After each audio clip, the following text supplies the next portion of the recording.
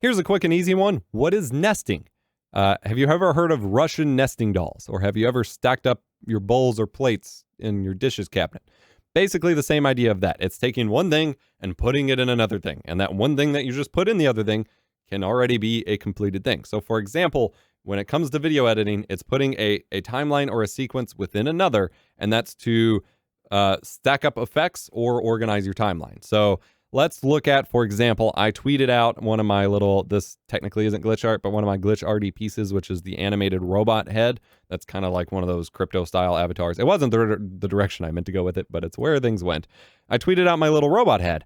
That is created with a bunch of nested sequences in After Effects. So I have the base of the head, which has, it's a square shape, but has a bunch of textures and effects happening to it. That is nested in another sequence where then I apply the eyes and the mouth, and another sequence where I apply the helmet or the overall circle shape.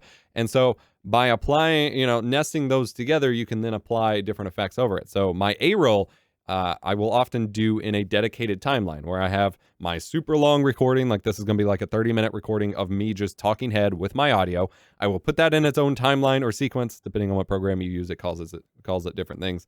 And then I will sync up my audio, make all my cuts, and do all my color grading in this sequence, and then nest it in my overall, the project sequence that I overlay B-roll and things onto. And this way, I can go ahead and super quickly chop things up and then go back and color grade later and still have the full original footage.